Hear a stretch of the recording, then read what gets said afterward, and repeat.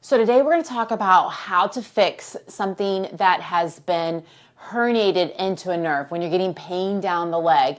There are two different treatments for two different conditions when you're talking about nerve that's being pinched versus a nerve that's being scarred. And we're not going to talk about the difference today. There is a video that you can learn more about that in the description, but you want to make sure that you understand the difference between the two because the treatments are very, very, very different. So make sure you check out that video. But today we're going to talk about a herniated disc and how to fix that. So when you go into a herniated disc, if you look at this, this is the bones, and here is the disc part, and the disc has rings that kind of go around it, and they're called the annulus, but they're very similar to what I would call, think of like an ankle sprain, the ligaments in an ankle sprain. If you twist your ankle and you damage that, it's going to hurt when you put pressure or anything on that. And with this, you can get basically a herniation where all the rings are intact, but you basically have part of it that's kind of bulged out a little bit more that hits the nerves in the back. There's two ways that we hit nerves. You can hit a nerve when it's coming from a herniated disc from the back, but you also can hit a nerve when you have a lateral herniation, and that's actually from the nerve that goes above this level up here that comes down below here. Those are the two ways that you really kind of hit a nerve, but the majority of the time it is in the back. And the reason why, it's because we always are in this plane of motion. We're always bending forward, we're sitting, we're rarely going in the opposite direction.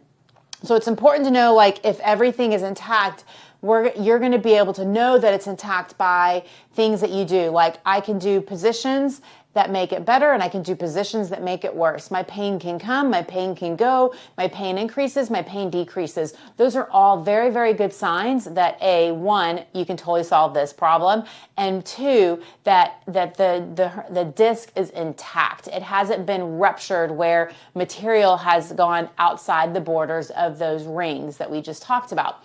So what we do is we use kind of hydrostatic pressure to move material to a different area and move it away from that nerve, which is over through here. So if you think about it, if we bend forward and we keep on bending forward, we're going to get a herniation, or it can be, if we do it long enough, you're going to get a herniation, and it can pinch this nerve, giving you pain down the leg. The big thing that we're looking for is with something like this, it can be very variable. It can happen sometimes and other times it doesn't. When something's scarred down, it's very consistent. Every time I do this, this is what happens. And so things that make this worse, you'll hear people say yeah, when I sit for a while, I have a hard time. I straighten up and I feel like I'm 80 years old. Very, very common. It's just the joint stiff because you have more material in the back, and now you're reversing the direction, and it's hard to reverse it. But when we can get everything resolved, that all totally goes away. Other things people will say that make it feel better is if I stand up and I walk, I feel a lot better. Well, when you walk, you're doing little mini extensions, and so we're actually putting a little bit pressure back through here, and it makes it feel a lot better. And, we always say in physical therapy, motion is lotion. A lot of times when we know that movement makes it feel better, we know that's very mechanical. Those are things that are all positive things to really help you. So how do we fix that? If we know that activities like bending makes me hurt, sitting makes me hurt, we want to reverse the direction. And so how we're going to reverse the direction is by doing a press up. So how you'll do that is you'll get on the table, and we'll be on our stomach.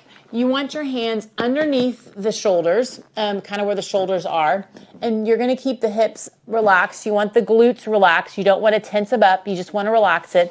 And you're going to just press up and press back down.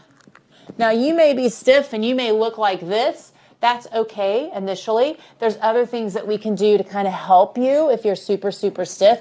But if you're not, you can just kind of come up and then come back down.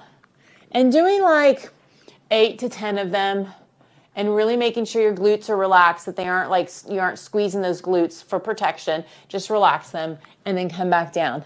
So you'll do something like this and this can really make a difference. And initially, you may feel really stiff and sore, but what we're looking for is what happens with the leg.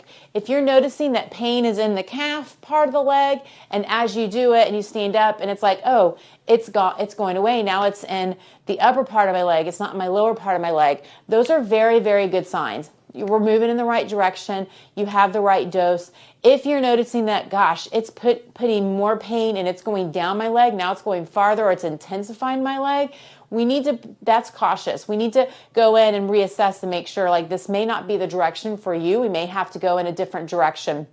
And that's a completely different video for another time.